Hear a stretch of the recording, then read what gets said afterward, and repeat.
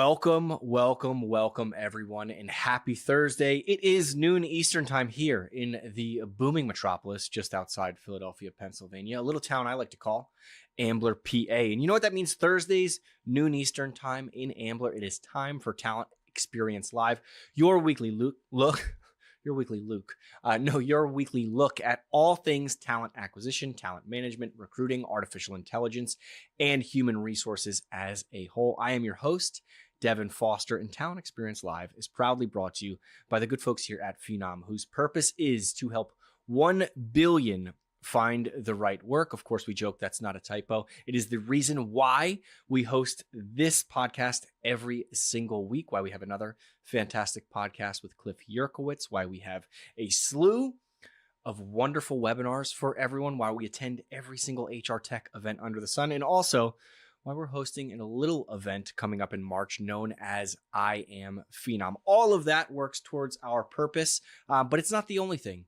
The real way that we help a billion find the right work is through our artificial intelligence talent experience platform, which helps candidates find the right fit faster, employees evolve in their current roles and beyond, recruiters achieve next level efficiency and productivity, and managers get to build better teams through data automation and analytics. So if any of that interests you at all, immediately following this program, run.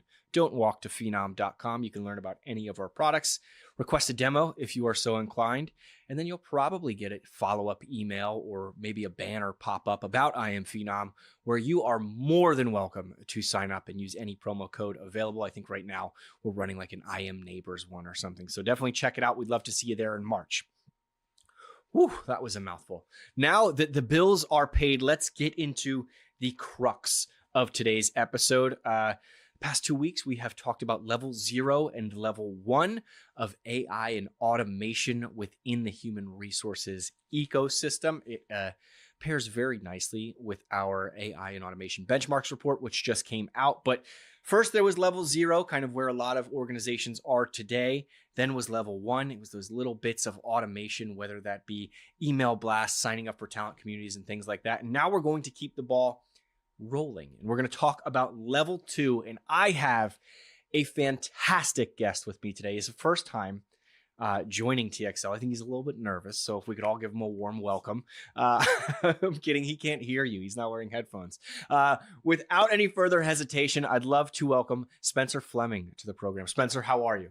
I'm doing well, thanks. You're good. Did you appreciate the warm welcome? That was a really nice welcome. I think I'm hearing the applause right now. Yeah. Well, I know you've kind of hopped out of the boiling water right into the fire. You've been here for a few months now at Phenom, but you certainly have a spectacular product marketing background, and you have now been fully engulfed in AI, Phenom, and all things considered. So I want to talk to you about level 2 today. And the first question I'm going to pose is, when organizations say, well, we've automated things end to end, what do they usually mean in reality? I don't think anyone is fully automated end to end, even if I go to the grocery store, right? And I think there's like an Amazon store now where it just checks you out through your shopping cart. Like there's still a human element in that. So what do they actually mean, and what's still manual within these human resource processes?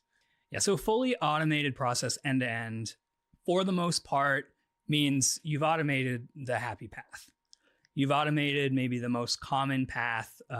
And one of the big sort of differences between level 1 here and level 2 is that you've connected certain workflows in level 2. And so that's sort of the full happy path. You connect the workflows, you can get some automation. It's an upgrade, but it's still rule-based. It's still designed, and it often captures a lot of what you want to do, but the real world is messy. Yeah. And that's where sort of, again, we'll get to this later on in the conversation, but that's where the limitation of level 2 kind of sets in. But it is a significant upgrade from the level 1. And you are capturing, it's really those connected workflows. Makes sense. I think of the way you describe that as almost like a Hot Wheels track, right? You get your Hot Wheels, your Matchbox cars, whatever it is when you're a kid. I just bought a bunch for my daughter, so that's why it's top of mind. But you're playing around on that mat on the floor where the roads are cut out. That the next level of level 1 is kind of getting the ramps, the bright orange ramps with the blue. Level 2 sounds like where it's end to end, where you have it kind of on a loop, right? It's running, but there's it has to be isolated to that particular use case, right? You can't kind of explore with it throughout, which I think leads to why a lot of HR leaders believe that once they've reached level 2, they've made it past the basics, right? They are no longer just using their imagination, right? The cars are on the track doing laps. Even if they haven't fully changed how decisions get made, right? At some point, there is going to be a recruiter that logs in and checks out an automated part of the hiring process and makes a decision, yes or no, who should move forward. Why does it feel like such an accomplishment to get to level 2 when you're past those basics? The primary reason is because one, it is a significant improvement. Yep. It's already a significant improvement. You have, if you've done it right, you've saved yourself and your team a ton of time. And so because that's such a big step and can be such a big savings, it can feel really good for a while and you feel like you've made a big accomplishment. And again, you have. But again, we sort of come back to that core limitation of you're capturing the happy path. You're capturing, most or hopefully a good portion of what you need to do, but there are still some significant, sort of limitations to get you kind of to the next level. So yeah, it's things are moving faster, but often your overall sort of outcomes have not improved. Yeah. Okay. The outcomes are happening faster, but they may not be much better. Yeah. I'm going to use another analogy here. It feels like when you're on a highway with traffic lights and there's that one person next to you who takes off as soon as it goes green, only to then hit the next red light, right? Like they haven't hit all of the greens yet and they're cruising down. It is that acceleration, you're moving, but you still have those kind of blockades or blockers that will slow things down. Right. And that the stoplight metaphor actually works really well because sort of at every one of those stoplights, that's where, you do have a human kind of that needs to check in. Mm-hmm. So pretty much at every stage, you're essentially hitting a yeah, looks good, accept button, or no, we need to change something kind of button. That makes sense. I had Mike DeMarco on a few weeks back for a Deal or No Deal episode, and he used the terminology human on the loop versus human in the loop. This feels like a human in the loop step where you actually have to get your hands on versus monitoring things from a bird's eye view, 30,000 feet, which I think is why within the benchmarks report, we refer to it as partial process automation, right? We have that going. Partial process automation sounds like a tough thing to explain to leaders, right? Well, my homework's partially done, right? That's what I equate it to. Yeah. How do you explain that to a leader that it is still progress, that you are making those gains, but you're not quite there yet in layman's terms? Yeah. So how I'd probably explain it would be, the mechanics, as I said, are connected. Mm-hmm. Your outcomes aren't necessarily better. Humans still need to approve it. It's really a matter of you've achieved automation, but maybe not autonomy. Mm-hmm. And so the automation handles the how, question of how. The autonomy is more like what and whether. It's sort of those edge cases. It's that kind of next step. Okay. So I think I'll use a metaphor of an automated coin sorter, whether it's like a Coinstar in the grocery store or like one of those little ones you have at home, right? Mm-hmm. So if level 1 is good enough to dump US coins in, right? Level 2 might cover multiple currencies. And, so you can use a lot of currencies there, but what happens if you feed it a currency that it doesn't understand? Mm-hmm. Hopefully maybe it kicks out that coin and then the human can decide what to do with it. That's kind of the best case. The worst case would be it sorts it into the wrong pile. And so now you've got, 500 Korean won in with your quarters, right?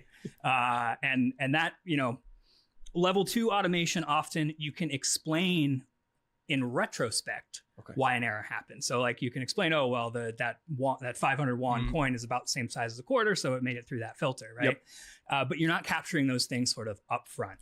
And so that's kind of how the partial process automation, maybe I would explain it. That makes sense. And shout out to Commerce Bank back in the day. You mentioned Coinstar. I remember going there. It was the only one that didn't charge a fee. I know, yeah. Now it's like you can redeem for a gift card. I'm like, who wants a gift card now? This is cold hard cash. I know. Anywho, I digress. Well, unless you got pennies now, you can sell those for a lot more than their value. It's a pretty penny, right? There we go. Anywho, Penny's, we're gonna miss him. R.I.P. So that was the automation side. Let's flip it over to the intelligence side, right? What does semi-automated intelligence look like at this level? What kinds of rankings, scoring, or recommendations are most common? Because obviously we're not fully fledged level 5 yet. Yeah. So I think the big step up is that the intelligence layer here is it's advisory. So it is surfacing advice for you. It's synthesizing data sources. But again, you still hit that stoplight, that human in the loop, which, in many cases for, a lot of departments and teams that are kind of progressing through the levels, like this is an important stop. You need to learn to trust these systems as they grow. And so the intelligence layer is advisory, but it's not authoritative. Yep. A common example is like candidate scoring based on predefined criteria. Yep. So if your criteria is correct, and if your candidate expresses the same way, meets that criteria in the same way that you're expressing it, you can get some pretty good outcomes. Yeah. But again, as sort of the theme here, as soon as you kind of start to deviate, that's where, humans need to become more and more involved. Yeah, it is your learner's permit when it comes to these levels. Right. It's you could drive on your own, only during daylight hours, and certainly don't break any laws while you're doing this. Maybe you need an adult in the car or whatever it may be, but you're getting your training wheels off. You're getting acclimated to it, and it's a good pause point because you don't want anyone jumping right into intelligence and automation and having some of those configurations wrong. Right. That's going to cost you weeks, hours, days, however long it may be to rectify, and it might turn people off to the whole experience. So I like this. Now, I want to ask you, where does speed usually improve? We use the stoplight analogy. How are we being more efficient at level 2 than maybe level 1, even with these stoplights and these human in the loop kind of intersections?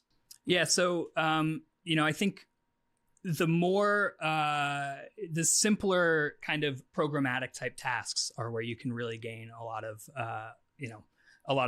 velocity and speed. Okay. So scheduling automation is a classic example. Coordinators, instead of in level 0 or 1, they might be emailing back and forth and finding scheduling. This is where, you can have AI having a top level view into multiple schedules and sort of suggest some times that work. Okay. Another way is like talent data automation. So ingesting data, after a candidate applies or something like that to a job role, you have to spend a lot less time, manually inputting their data. Other things like campaign automation.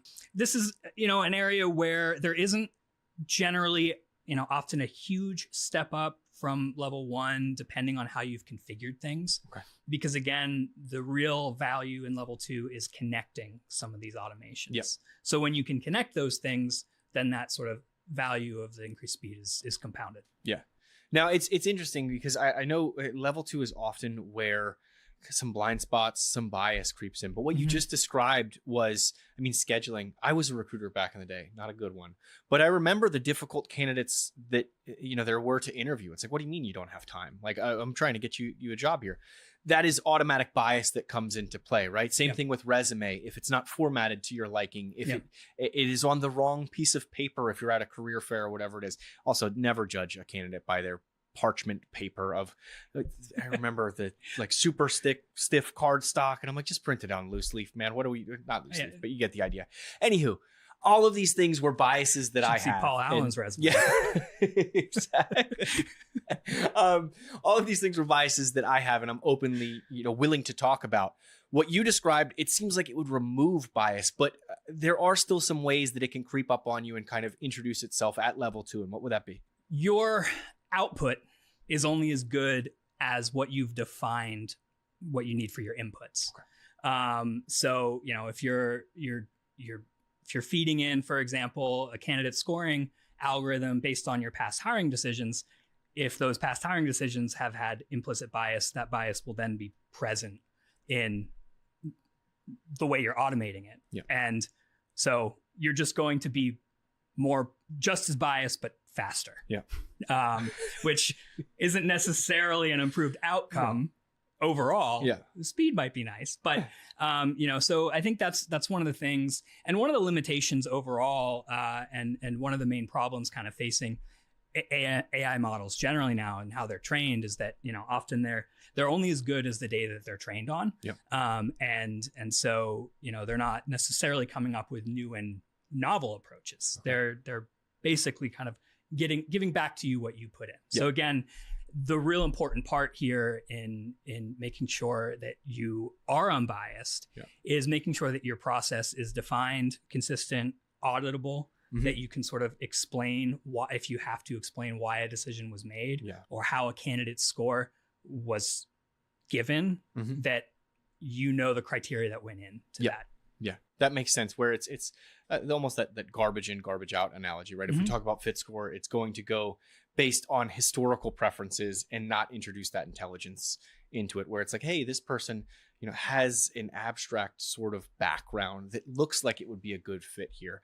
That's where some of those things come into play. That makes sense. I often hear teams say the system is automated, right? Like you've reached an automated messaging system. That sort of verbiage, if you will. What's the difference? And I kind of alluded to it there, between automated and truly adaptive when we have this conversation. Is it that surfacing up of new candidates or new ideologies into the process that adaptiveness comes into play?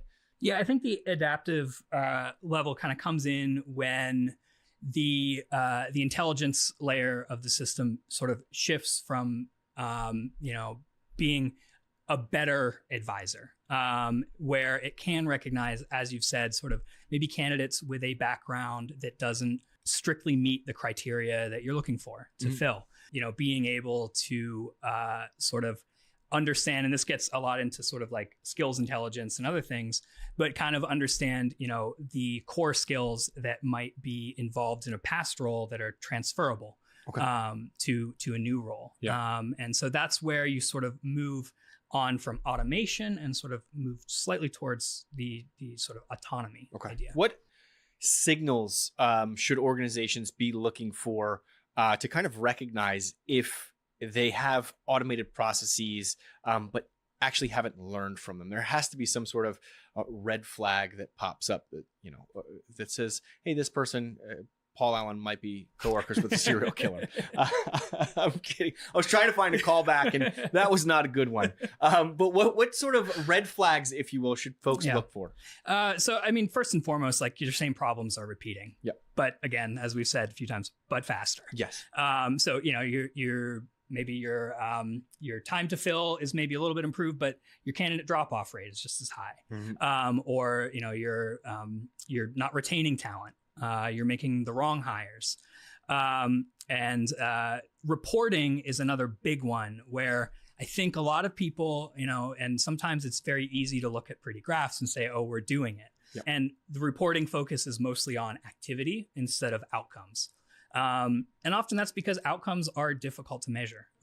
It's not quite as easy to measure, a more qualitative outcome than a quantitative one.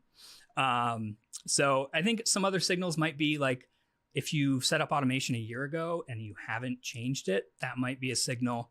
Either you're perfect or you're not more likely you're not adjusting to sort of your organization needs and to the market needs and all that. So that makes sense. A workflow is really never done. It should always be a work in progress. Yeah, you're always iterating on it. Do you think that's why so many organizations kind of plateau at level 2? One thing I want to call out that you mentioned there was looking at that kind of funnel process of number of applications, number of interviews, number of hires, but you're not measuring that bottom of the funnel, the quality that you talked about. Is it because that mindset shift hasn't happened within an organization that says, we got to look at this the exact opposite way and see who is hired, who's been here for, 60, 90, 100 days, and looks to be successful in where they came from, right? Turning it on its head. Is it simply that easy to explain? It's like, we're looking at this backwards. Yeah. So I think the reason that a lot of organizations are plateauing at level 2 is, first and foremost, it is a huge upgrade and a step up in terms of your internal reporting. Your numbers can look better. Because again, you're very easily able to sort of capture and show kind of quantifiable progress. Yeah. But the qualitative stuff is a little more difficult. So I think, again, it's an easy plateau because the next step is a difficult one. So, when you're talking about the shift from level 0 to level 1 to level 2, those are all pretty incremental. And I think there's also a, maybe fear is the wrong word, but I'll use it, of ceding more control to automated intelligent systems and away from human beings. Yeah. And so I think that's another sort of signal that you've plateaued. And if you're not ready for that next step, the question is really, is that because you're happy where you are? Is it because maybe you don't fully trust the outcomes you're seeing in level 2? Yeah. And so doubling down and investing further might not be the right step, or that's a scary step to take. Yeah, I love the way that you phrase that, where you're not fearful, but you're hesitant to take that next step because you're not sure of the outcomes, right? And if you are truly practicing what you're preaching, and it is an iterative process, right, where you're constantly tinkering with things and you don't really get to look at the data, it's tough to take that leap of faith like Indiana Jones would be without seeing, where, if you can double back. Do you think that fear, that next step is a cultural change? How would you fundamentally go about doing that, right? As we kind of wrap up and put a bow on level 2 here, for those organizations that think that they have been, successful, that they're ready for that next step, how do you do it? How do you know when there is some uncertainty? Because that's simply built into this level, right? You're not at that point where you can fully examine things. You have to take a leap of faith. Yeah, I mean, I think this is one where the answer is really going to be, there's going to be as many answers as there are people asking the question. Yeah. Because the reasons why you may be hesitant in your organization are going to differ. Yep. From organization, from industry, and so I think again, the first thing is really maybe doing an internal audit and kind of assessing, if you are sitting at level 2 and thinking about level 3, like, where are the areas of level 2 maybe that you haven't quite yet progressed into?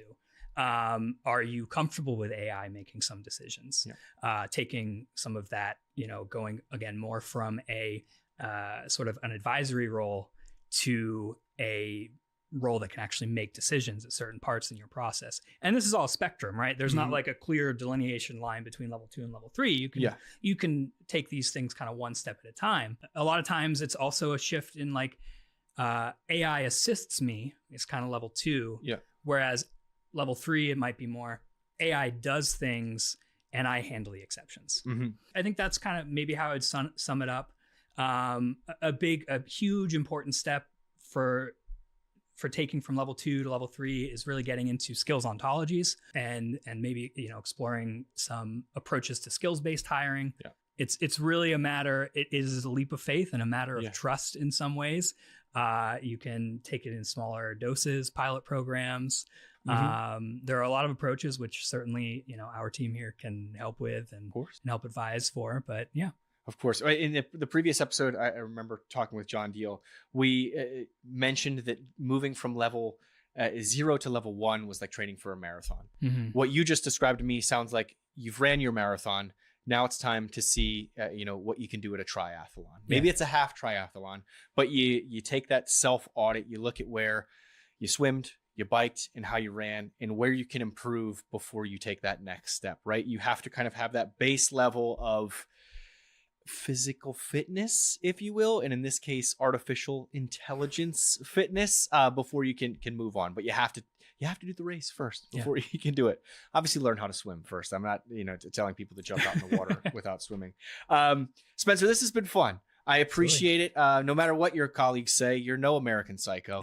I can't wait to have you on again. Any final words for the folks at home? Anything that we may have missed throughout the episode? No, I think we covered it pretty well. Perfect. Go home, listen to Huey Lewis and the news. Phil Collins.